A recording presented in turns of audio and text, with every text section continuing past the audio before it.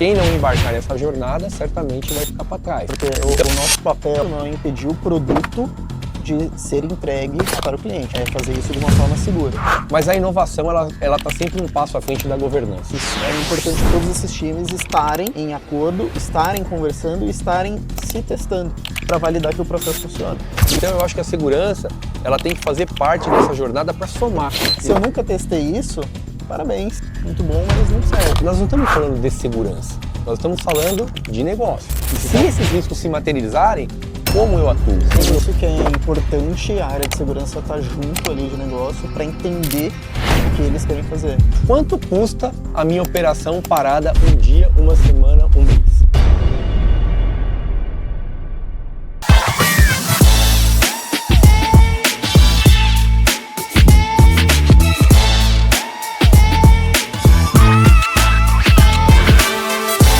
Bom, pessoal, boa tarde. Me chamo André Muniz, sou o head da Domus. Estou aqui no mais um episódio do EBDI Cast. Hoje a gente vai aqui bater um papo, conversar com duas pessoas aqui que têm cargo, que possuem um cargo de liderança nas suas empresas. O Igor representando a Zurich e o Felipe representando o C6 Bank. Então a ideia aqui é a gente bater um papo, ver como é que são os desafios atuais aí do ponto de vista de segurança nas empresas, com essa questão de acelerar a entrega de dados, a adoção de inteligência artificial e assim por diante. Okay. Antes da gente começar, eu queria que vocês se apresentassem, tanto o Igor e Felipe, se vocês puderem aí dar um oi para o pessoal. Boa. Prazer, turma. Sou o Igor Espósito. Atualmente eu estou liderando o time de cibersegurança na Zurich Seguros, né? Já tenho 25 anos nessa indústria vital, trabalhando com tecnologia e cibersegurança, sempre atuando em ambientes de missão crítica, trabalhando com transformação digital e ajudando as organizações a melhorar a sua resiliência cibernética.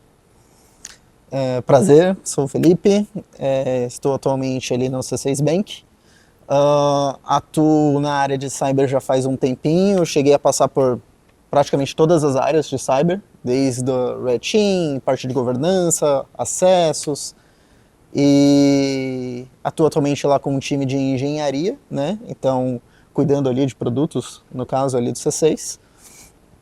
E é um prazer estar aqui conversando com vocês. Boa. Aproveito pegar um gancho aqui com você, Felipe. Da sua trajetória no início, você falou que já passou por todos ali segmentos ali do cibersegurança, toda a sua trajetória. O que você pode compartilhar aí com o pessoal?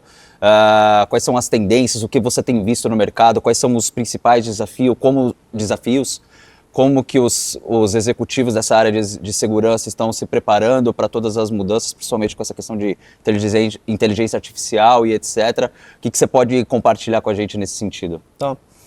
Bom, falando da trajetória, eu digo que acho que a palavrinha crucial que definiu ali minha carreira na área de segurança é curiosidade. Então, desde pequeno, sempre fui muito curioso. Então, se fosse fazer um paralelo, eu comecei mais em Red Team do que qualquer outro tipo de time de segurança, né? Comecei ali invadindo os próprios sistemas da minha própria casa, né? Eu queria jogar um joguinho, então eu tinha que... e meu pai tinha colocado uma senha no computador porque eu estava indo meio mal na escola. Eu tive que quebrar a senha para poder jogar o meu joguinho, né? Então, tudo começou ali. E aí, meu pai, ele me incentivou muito ali na área e aos poucos eu fui crescendo. Eu não iniciei na área de cyber, né? Foi uma jornada, então eu passei suporte técnico, e aí eu fui crescendo, passando por várias camadinhas ali, suporte, redes, infraestrutura, arquitetura, e aí em si parei ali em cyber. E eu acredito que, referente às mudanças que a gente está tendo, né? Tanto IA, quanto no passado a gente tinha as buzzwords de Big Data e etc. É tudo... acho que a palavra curiosidade ajuda. Então, os executivos em si, eles têm que questionar. Então, a questão não é muito o fazer ou não fazer, é questionar e entender, porque somente questionando a gente vai entender, e entendendo, chegamos ali, no caso, numa decisão concreta ou a melhor decisão possível com base nos dados que obtivemos. Sim, legal. Pegando aqui também, Igor, deixa eu te fazer uma pergunta. Não sei se a sua trajetória também foi semelhante ao do Felipe, mas do ponto de vista de trabalhar dentro de uma seguradora, um segmento altamente regulado pelo mercado, É um segmento que vocês precisam ter informações importantes e pessoais dos clientes de vocês, né? Até por conta das questões relacionadas ao modelo de negócio, que é baseado em aspectos pessoais ali dos seus clientes. Hoje, quais são os principais desafios ali dentro da Zurich, sob o seu chapéu? O que você está buscando, né? Quais são as suas metas? O que você vê aí como tendência para os próximos 2 anos aí para os executivos da área de segurança? Pô, bacana, várias perguntas, hein? Sim. Desafio enorme. Bom, eu, um pouco diferente do nosso amigo, eu comecei na área de desenvolvimento, quando eu entrei na área de tecnologia. Então temos aqui um parênteses, um ex-hacker e um ex-desenvolvedor que viraram segurança, né? Mudaram o lado da mesa. Exato. E aí depois eu migrei para a área de infraestrutura, e aí eu tive a oportunidade de liderar várias áreas, né? Sistemas operacionais, bancos de dados, middleware, SAP, redes, enfim. E fiz minha especialização em gestão de projetos, né? Então, tecnologia sempre foi algo que eu tenho no meu DNA, assim, né? Essa curiosidade que você trouxe também é um fator muito importante. E aí cheguei até a área de segurança, da qual eu tenho ficado de maneira dedicada para isso, né? Sempre segurança e governança. Hoje eu acredito que toda companhia, né, toda indústria tem os seus desafios, principalmente para proteger os dados, né? Proteger a marca. Sim. E fazer com que a gente seja um parceiro de negócio para fazer a empresa prosperar, né? Então, cada indústria tem a sua particularidade, como você trouxe, né? No caso da indústria de seguros, nós temos a SUSEP, assim como a indústria de finanças tem o Bacen. Então, o Bacen e a SUSEP são muito similares ali no que tange regulamentação, né? Controles. E a gente, consequentemente, tem um nível de auditorias talvez um pouco maior do que outras indústrias não reguladas, né?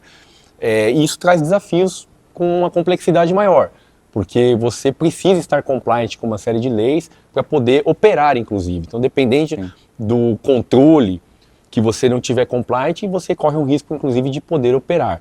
Então, isso traz uma preocupação maior para esse tipo de indústria. Mas no final do dia, eu acho que assim, nós como segurança da informação temos a missão de proteger todo esse ecossistema, de se aproximar da área de negócios, de entender o grau de complexidade, de ser um parceiro estratégico. E eu gosto muito da palavra jornada, né? Porque a gente chega numa empresa, essa empresa já está operando, a gente tem um certo grau de maturidade, a gente vai fazer uma avaliação de como que está a maturidade daquela companhia, a gente vai trazer parceiros para trabalhar junto conosco, a gente vai avaliar onde estão os principais riscos dessa companhia e definir esse roadmap para tentar levar esse risco para um grau de tolerância que seja aceitável pela companhia.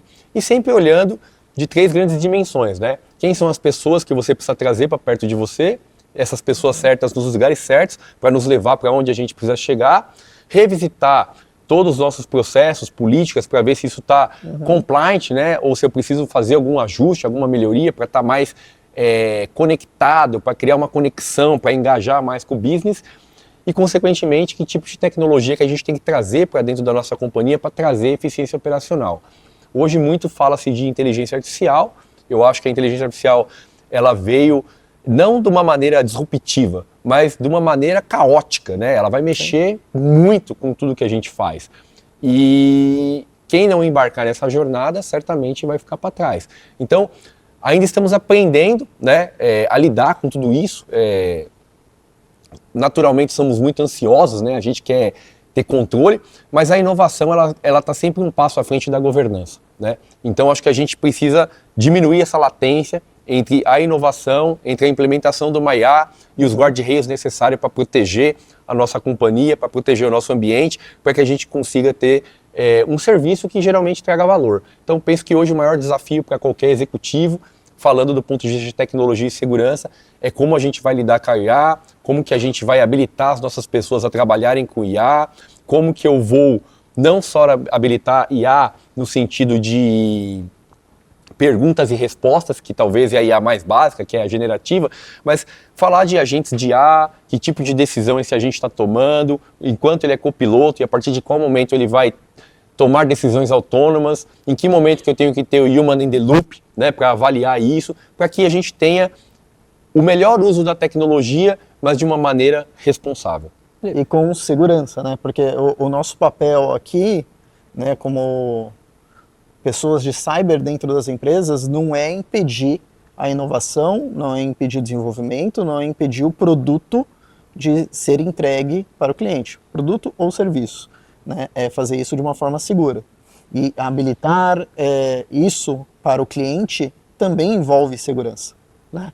Então, quando a gente fala de integrar IA dentro das empresas, né, que obviamente não estamos mais falando só de chat, também estamos falando de guardrails em cima dos agentes e até mesmo às vezes de prompt que os nossos analistas ou que os nossos clientes também consomem, porque temos casos de IA expostas para os nossos clientes para servir eles também para algum serviço da companhia.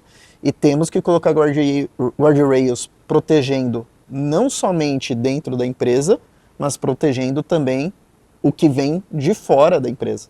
Então, muito se fala hoje de MCP, que basicamente, se a gente for falar grosso modo, é quase como um proxy das comunicações que eu tenho entre um agente de IA e aí o serviço do qual ela vai executar. Então, eu vou trabalhando, ou seja, eu estou garantindo a entrega do produto, estou garantindo o serviço, mas eu estou colocando controles aqui para que nada saia dos trilhos. E esse é um ponto importante e interessante, até um tema que eu mencionei hoje no nosso bate-papo mais cedo, né? Que normalmente enxergam a área de segurança como uma força antagônica à inovação, à agilidade, principalmente quando a gente está falando aí de dados, IA e etc., porque você tem que ter minimamente uma governança.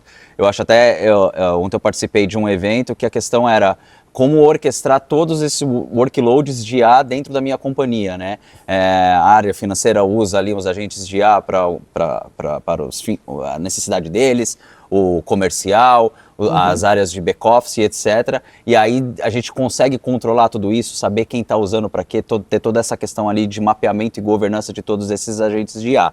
E muitas vezes a gente compartilha com esses agentes de IA e etc. dados. Aí a gente vai falar do nosso principal asset, né? Que são os nossos clientes, as informações que a gente tira desses dados brutos, trabalha e gera insights aí para o negócio. Então a gente está compartilhando dados e informações, muitas vezes ali com parceiros comerciais, com fábricas de software, etc., que sustentam ali e ajudam a operar o nosso ambiente. E aí, na visão de vocês, como é que entra essa questão de compartilhamento de informações, até trazendo um pouco para a questão do que a gente falou ali de dados fora do ambiente de produção, sendo entregues ali para pipelines de IA, ou pipelines de desenvolvimento, testes, compartilhando dados com um parceiro comercial e etc. Então a gente está falando aqui de fora do ambiente transacional. Como é que vocês veem essa questão, se no caso da Zurich ou da C6, esses dados são compartilhados, são acessados por terceiros, se sim, se existem políticas ali de mascaramento de dados, de proteção de dados, uma governança nesse sentido. E aí, Igor, como é que hoje vocês ali da Zurich fazem a governança, aplicam políticas e monitoram esses acessos a esses ambientes? Muito bom, acho que esse é um ponto que nós, como responsáveis, né, pela pasta de segurança da informação, precisamos pensar e refletir. Naturalmente, na maior parte do tempo, nós estamos inclinados a olhar para os ambientes produtivos, né? Sim. Mas a gente também precisa olhar para esses ambientes que não são produtivos, porque na maior parte do tempo a gente vê cópias desses ambientes. E aí toda aquela proteção que você colocou em torno daquele ambiente produtivo, muitas vezes você não tem 10% disso aplicado no seu ambiente não produtivo, e ali pode ser uma grande fragilidade, né? Então, hoje nós temos tecnologias, né, como o Proto Delphi, que nos permite habilitar e melhorar essa jornada, simplificar essa jornada, né? Então, a gente fala muito de mascaramento de dados, a gente fala muito de dado sintético, onde a gente consegue habilitar esses ambientes de testes, esses ambientes de QA, de desenvolvimento, para que o desenvolvedor consiga executar o trabalho dele com proficiência, né? Assim como a gente também pode usar tecnologia para acelerar essa jornada. Então, quando você integra esse tipo de tecnologia no teu ambiente, você consegue acelerar, você consegue trazer eficiência operacional, você consegue, acima de tudo, ter visibilidade de onde estão os seus dados e como eles estão sendo compartilhados. Mas isso é um trabalho que precisa ser desde o letramento, onde você está conscientizando a sua companhia do que você pode, o que você não pode, e as suas políticas precisam também ajudá-lo nessa jornada, até você definir processos para que as pessoas, né, e os times consigam executá-los, né, dentro de um delimitador, né, e tecnologia para a gente monitorar isso de maneira efetiva e para a gente ajudar esses desenvolvedores, por exemplo, a acelerar ali produtos, porque no final do dia as empresas elas estão pensando em quê? Acelerar o go-to-market, elas estão pensando em market share, elas estão pensando em aumentar a sua lucratividade. Então eu acho que a segurança ela tem que fazer parte dessa jornada para somar e não para ser um blocker como você trouxe, né? Então como que a gente habilita? Para mim, o caminho é ser parceiro estratégico, né? Então se você não entender a necessidade da área de negócio, que tipo de tecnologia você vai prover ou que tipo de guarda-reio você vai conseguir implementar para você ter uma coerência, para você convergir, né? O que eu vejo hoje, na grande maioria das vezes, é uma lacuna entre essas áreas e a gente não consegue preencher isso, né?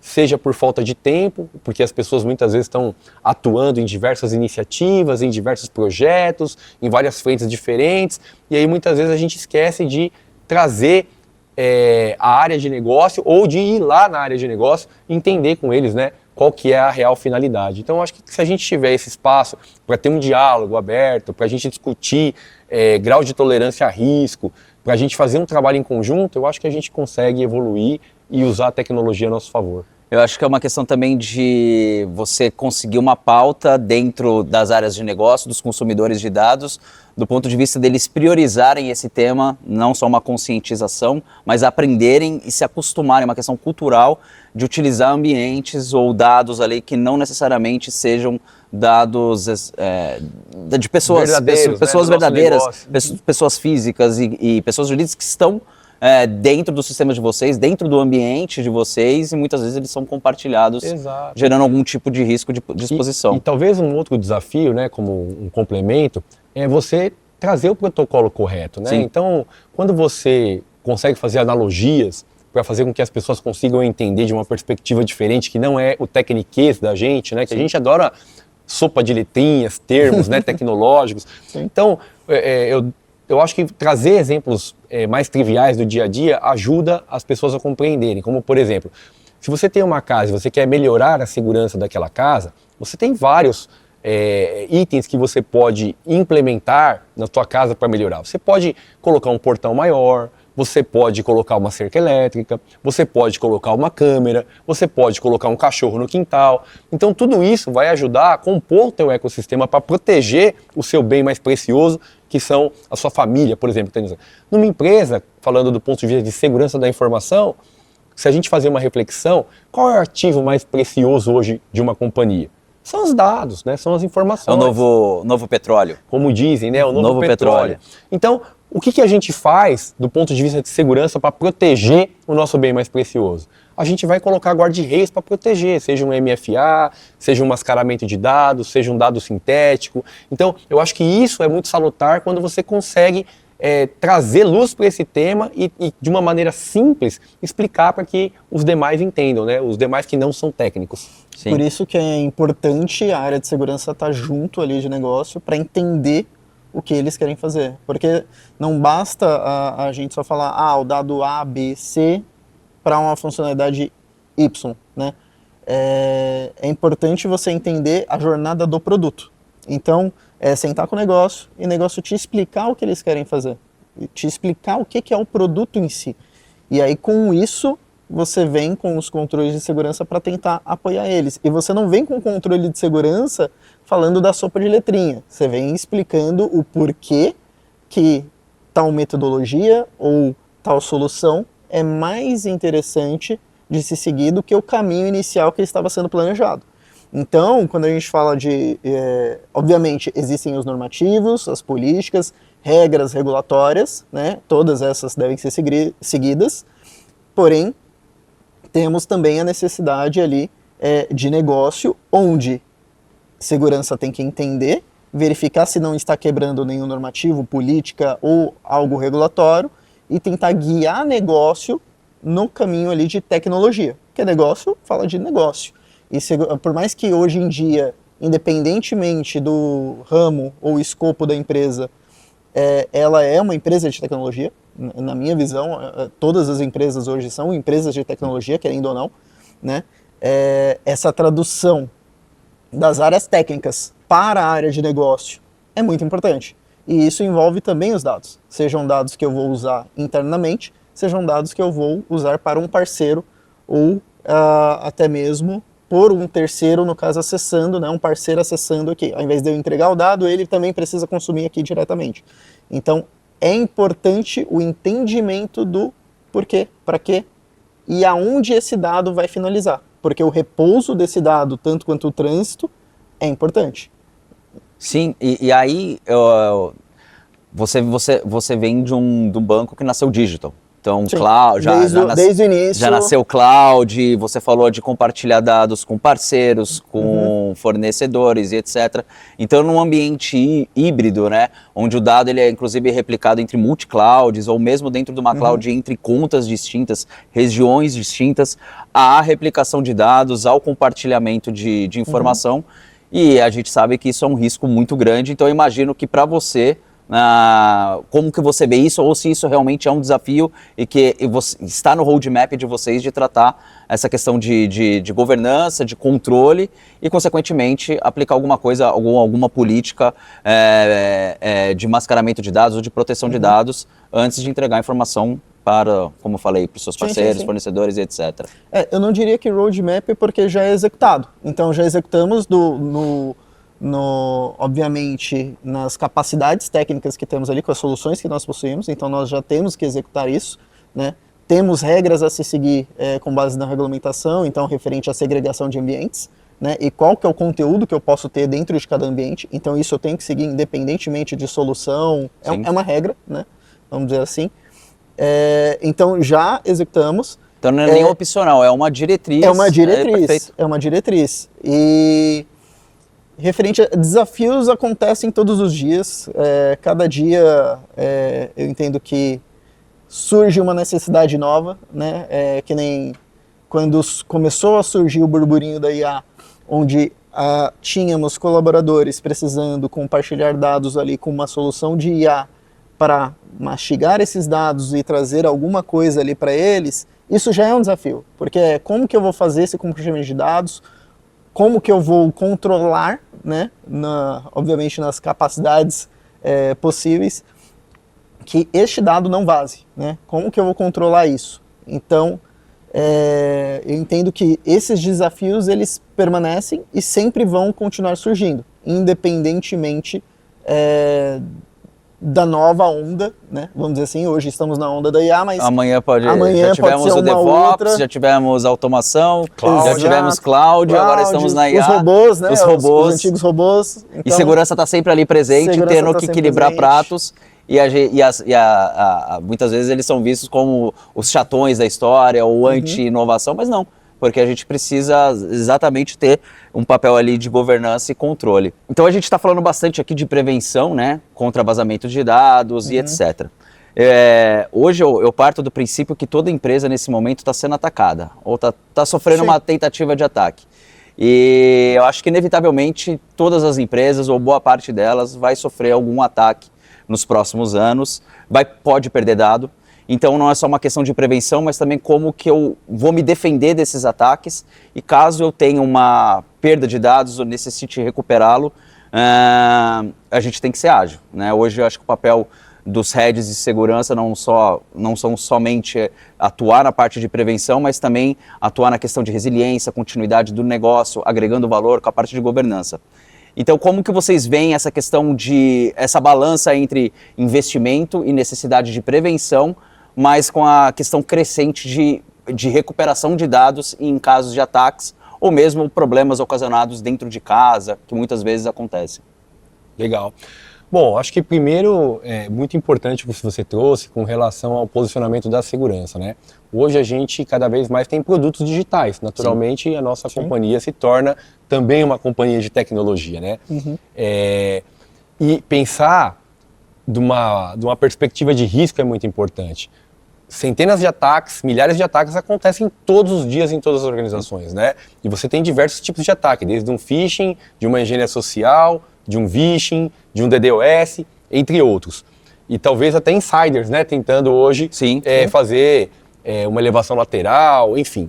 Então eu acho que a primeira coisa é você ter um plano de resposta a incidentes, de maneira testada, né? Executar o seu tabletop, treinar suas pessoas, garantir que o teu procedimento funciona, porque se de fato um ataque acontecer, o seu time precisa estar capacitado para responder a esse incidente o mais rápido possível. Um segundo fator são os testes de disaster recovery, né? Então, Sim. o quanto a sua tecnologia, o quanto o teu produto principal, né, como a gente fala em segurança, as joias da coroa, hoje, elas têm um ambiente de disaster recovery testado e funcional. Você calcula isso, né, com RTO, RPO, você tem hoje um mapeamento com o BIA para saber quais são essas joias da coroa. Terceiro fator, seu plano de continuidade de negócios, né? O quanto que você hoje tem um plano de continuidade, o que você recupera primeiro, né? Que é mais crítico para o negócio, qual é a sequência que você dá, como que você estrutura esse plano de comunicação hoje na sua companhia, do ponto de vista de gestão de crises, né? Em que momento você engaja a área operacional, em que momento você engaja a área executiva, em que momento você comunica isso para o mercado ou para um órgão regulador, né, ou para a própria NPD. Então, acho que você precisa ter isso muito bem documentado e você precisa ter isso muito bem ensaiado, né, para que você consiga responder de maneira mais assertiva se um evento acontecer. E é o que a gente chama de resiliência, né? Sim. Então, o quão resiliente é o seu negócio para recuperar ele num caso de desastre, no caso do pior cenário, né? Fomos invadidos, né? Ou estamos 100% indisponíveis, seja por um ransomware ou por qualquer outra finalidade. Você tem backup imutável, né? Você está pensando em proteger, porque hoje o nível de tecnologia, até com a IA, ela é usado tanto para o bem quanto para o mal, né? Sim. Então, esses criminosos, que é o nome correto que a gente tem que dar, eles, quando invadem um sistema, talvez uma das primeiras coisas que eles também querem criptografar hoje é o teu backup. Então, se você não tem uma estrutura de backup imutável, que você possa recuperar de uma fonte confiável, você está extremamente vulnerável, né? Você não vai conseguir retornar o teu negócio e você não vai ter resiliência. Então, acho que olhando, né, de uma maneira holística, né, são vários fatores que a gente precisa pensar, né, e engajar as pessoas. E isso vai envolver clouds, vai envolver sistemas operacionais, vai envolver bancos de dados, vai envolver aplicações. Então, são muitas áreas aí para a gente orquestrar, para fazer com que essa resiliência de fato aconteça. O Igor foi didático aqui, né? Você foi mega claro, sério, foi muito claro. E um ponto bem importante aqui é testar. Então, assim, eu tenho política, eu tenho um playbook, eu tenho N itens aqui escritos de como eu vou agir. Se eu nunca testei isso, parabéns. Você tem isso aqui, pode colocar aqui num quadro, muito bom, mas não serve. Você tem que realmente testar isso. Então é importante dentro ali da empresa terem as áreas em si validarem que aquele processo, que aquilo funciona. Aquilo que foi escrito está funcionando. Então isso é muito importante. Principalmente na questão de retorno, né? Você sabe quanto tempo vai demorar para voltar ao seu, se der algum problema, se você precisar restaurar um backup, quanto tempo que vai demorar para isso acontecer? Se eu parar agora, você sabe? Às vezes as pessoas não sabem. E isso vai te impactar quando você tiver incidente.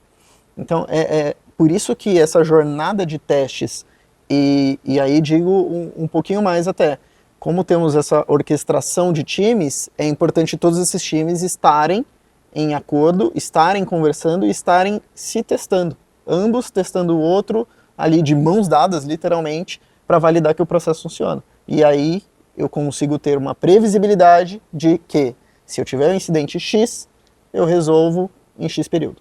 Eu converso com muitos clientes há muito tempo, há 10, 15 anos, e eu faço a mesma pergunta desde então. E a gente fala bastante de inovação e todo mundo tem a sua política de backup. Quantas vezes você testa os backups? Você faz um teste de restore, de subida do ambiente. Mensalmente, eu não estou falando aqui no caso de vocês, mas se mensalmente, tem empresa que sequer faz. Eu tenho backup. Mas se você precisar restaurar, como você falou, Felipe, zero previsibilidade do tempo. E o pior, eu não sei nem se vai subir. Porque justamente eu não tenho feito os testes de restore e as validações funcionais e não funcionais para ver se está tudo ok no ambiente. E aí, de novo, o Igor deu uma aula aqui, né? Bem didático. E nisso tudo, pensando em processos, cultura, pessoas, soluções, negócio e etc., A gente está falando de segurança. Do ponto de vista de retorno para o negócio das nossas empresas, nem sempre ele é tangível, né? Você não consegue monetizar isso. Então, qual que é o desafio de vocês, heads de segurança, que precisam de investimento, prioridade das empresas nesse sentido, convencer o board a se juntar a vocês nessa jornada e trazer os investimentos necessários para tudo isso que a gente está falando? Vamos lá, acho que a primeira coisa é entender que nós não estamos falando de segurança, nós estamos falando de negócio. Então, Exato. Quanto custa a minha operação parada um dia, uma semana, um mês? Então, acho que essa é a primeira coisa que a gente precisa avaliar. E a partir daí, você consegue entender quais são os mecanismos que você precisa trazer para dentro de casa para poder ter essa resiliência que a gente comentou, né? Então, se a minha operação custa $1 milhão um dia parado, será que fazer um investimento da ordem de R$100 mil em um produto não faz sentido, né? E aí a gente está falando de técnicas de gestão de riscos, né? Que tipo de risco você quer evitar, que tipo de risco você quer mitigar e talvez que tipo de risco você quer transferir, né? Então, no caso da Zurich, nós temos um seguro cibernético que as empresas também executam. Então, dependendo do grau de complexidade do seu ambiente, faz sentido você transferir esse risco para uma seguradora, né? E você está coberto de alguma forma para recuperar isso. Então, eu acho que você precisa discutir isso, né? Eu não penso que a segurança da informação ela vai ter um ROI, né? Eu acredito que a segurança da informação ela é uma área que vai ter cost avoidance, né? A gente vai evitar as perdas, a gente vai estar compliant com uma regulamentação para evitar uma multa e uma penalidade, ou a gente vai estar compliant para manter essa operação funcional e não vir um órgão regulador e falar, você não pode mais operar nesse tipo de business. A gente vai proteger a nossa marca, né? E consequentemente, o quanto um incidente de segurança poderia machucar a companhia no sentido de reputação, né? Sim. Que tipo de cliente a gente pode perder? Será que os nossos clientes poderiam ir para o nosso concorrente se o meu negócio parasse de operar? Então veja, são várias variáveis que a gente precisa discutir e discutir cenários de riscos, né? E se esses riscos se materializarem, como eu atuo, como eu opero. Então, eu acho que esse é um caminho que a área de segurança deveria engajar as áreas pares para a gente poder ter esse tipo de discussão e elevar o grau dessa conversa. Legal. Felipe. E acrescentando aqui, Igor, sempre muito didático. Perfeito. Acrescentando, olhando num aspecto um pouquinho mais amplo, é entender que não é segurança, é empresa. Quando a gente fala de uma questão, um exemplo simples, de um carro, e ele tem um problema num car test, por exemplo, que tem aqueles de batida ali, não falam, foi a equipe que cuida do freio, foi a equipe do motor, Não, o carro da empresa tal tirou essa nota. É isso. Então, todas as equipes, todos os times, todas as features, todas as áreas tecnológicas que compõem aquele carro são a marca no final do dia. Então é entender que segurança, assim como todas as outras áreas, são o produto. Então, tanto é que hoje em dia a gente não tem mais segurança só como uma área que cuida ali do firewall, que fala não para acessar Facebook e etc. Não, segurança mudou.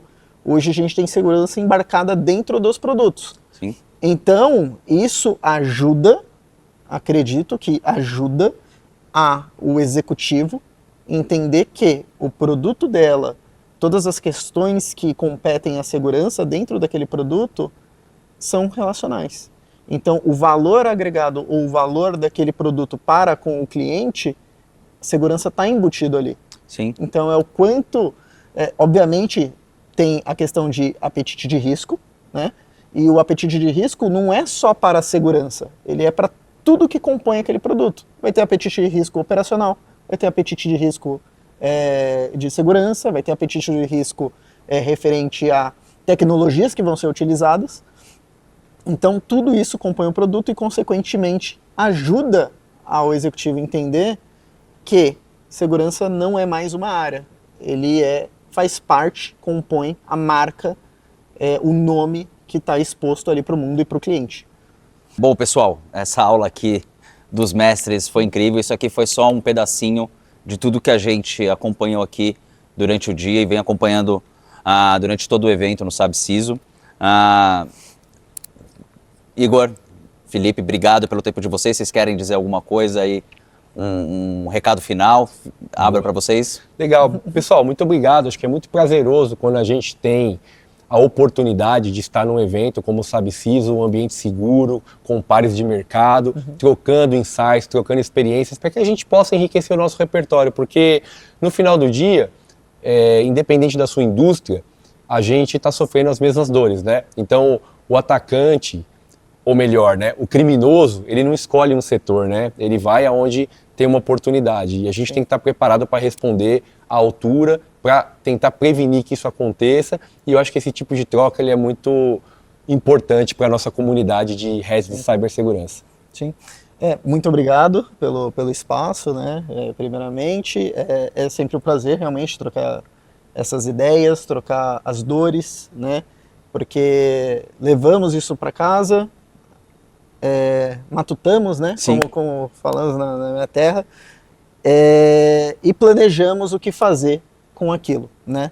E esse espaço realmente ele acaba gerando esses insights, né? Seja uma palavra, seja uma frase, seja uma apresentação, seja uma conversa de almoço, onde você vai pensar ali, trocar uma ideia com a pessoa, levar isso para casa, executar, testar, trazer de novo num outro momento, deu certo, eu fiz isso, fiz aquilo, acho que esse caminho aqui seria legal você testar aí do seu lado também. Então, essas trocas são muito importantes. E acredito que é isso, né? Sim. Basicamente, essas trocas é o maior ganho que a gente tem. A comunidade de segurança, obviamente, ela é pequena, né? Pequena no sentido de todo mundo acaba se conhecendo, né? E isso facilita essas trocas de informação. Legal. Bom, gente, mais uma vez agradeço o Igor, o Felipe. Obrigado. Esse foi mais um episódio aí do EBDI Cast. Valeu, pessoal. Boa noite. Tchau, tchau.